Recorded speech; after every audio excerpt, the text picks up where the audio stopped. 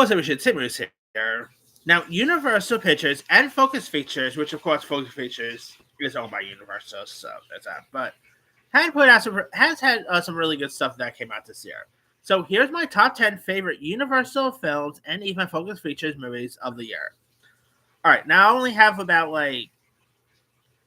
three Focus Features movies on this list, and the rest are Universal. All right, coming in at number 10 is one that's going to be a little unpopular, and that is Five Nights at Freddy's 2. Of course, the follow up to 2023's Five Nights at Freddy's. I actually had a fun time with Five Nights at Freddy's 2. I mean, is it a great film? Maybe not. But I really thought it was a pretty fun one. Really quite like some of the kills this time around. Really quite like the ending. Definitely makes me more interested in seeing another one. So, hey, after the success that Five Nights at Freddy's 2 just had, I won't be surprised if one officially gets announced by next year. But we'll see. I'll be surprised if Part 3 comes out in 2027. But we'll say that. Number 9 is another sequel, Nobody 2. Nobody 2 I had a fun time with. I probably even enjoyed it a little more than the first film. Bob Odenkirk, like this really felt like, John Wick meets Vacation, like National Lampoon's Vacation in a weird way. Sharon Stone was a really good villain. Colin Hanks was a really cool addition. Of course, RZA, Christopher Lloyd returning was great. I just had a fun time with this sequel, and I do hope we get a third one, but the box office results wasn't the best, so who knows? All right, number 8 is How to Train Your Dragon. I know the new How to Train Your Dragon was a pretty decent one. I really quite like the way the film looked. Really thought Makes It Dames, Nico Parker was pretty decent. It's a really decent film in my opinion. All right, and of course there is like another one coming that was supposed to be coming out in 2027. So there's that. Number 7 is Black Phone 2. Black Phone 2 I thought was a really decent follow up to 2022's Black Phone. I thought like what they were able to do with Ethan Hawke's The Grabber, turning him into like a Freddy Krueger type character, was an interesting turnaround. I thought it was a really decent one. Madeline McGraw did a good job. I know it was a really decent installment, and I definitely hope we get part 3. All right, number 6 is Megan 2.0. Another film that is probably going to be unpopular to say, but I had a fun time with Megan 2.0. I thought it was really entertaining here. I really did not mind the switch around from horror to action. I thought that actually worked pretty well. Violet McGraw, was also pretty good in this one. Allison Williams was pretty decent. I just had a fun time with this one, and it is a shame hardly no one went to go see it, but it is what it is, and who knows if we're ever going to get that soulmate film. But all right, number 5 is one that's probably going to get tons of Oscars, and that is Hamnet.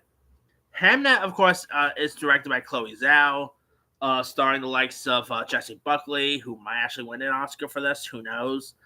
Paul Mescal. Paul Mescal does such a good job as William Shakespeare. He really embodies Shakespeare perfectly, like a very young Shakespeare, I should say. Does such a good job there.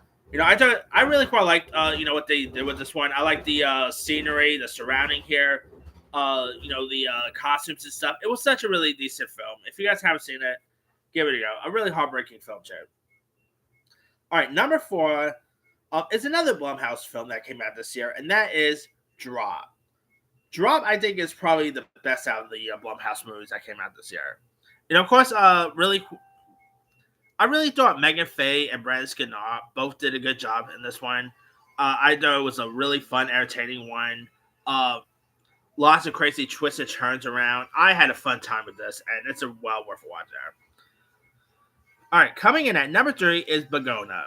Bagona, I thought was a really decent, sci-fi tale. Emma Stone was really good in this one. Jesse Plemons. Of course, this is from Focus Features, so there's that. Yorgos Lanthimos did a good job with this one.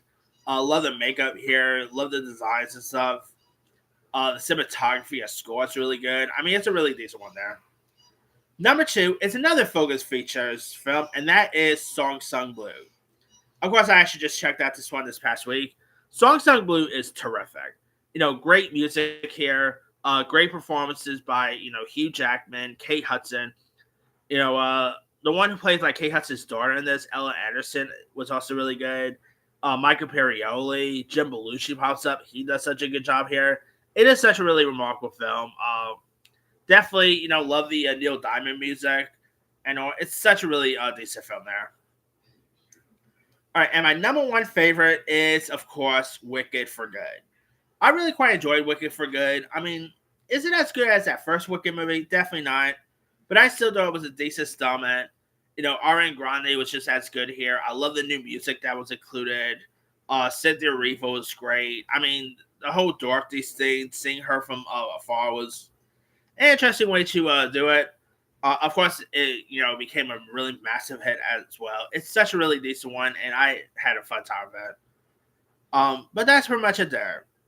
Here's my quick rundown. Number 10, Five Nights at Freddy's 2. Number 9, Nobody 2. Number 8, How to Train Your Dragon. Number 7, Black Phone 2. Number 6, Megan 2.0. Number 5, Hemnet. Number 4, Drop. Number 3, Bagona. Number 2, Song Sung Blue. And number 1 is Wicked for Good. There's some other ones I could have included as well. Now, obviously, I think the worst film they put out this year is probably Woman in the Yard. That was actually terrible. But other ones they put out this year, Dogman, Last Breath, Black Bag, Bad Guys 2 is another one I could have included. Downton Abbey, the grand finale, Gabby's Dollhouse, the movie, and that's really it there. But anyway, and also like probably Focus Feature's worst film they put out this year is probably the one with Daniel Day-Lewis at Anemone. That was actually terrible. But let me let you guys. What's some of your favorite Universal or Focus Featured movies of the year? Draw comments below. Don't forget to like, subscribe, hit that bell for notification. This is Tim Signer.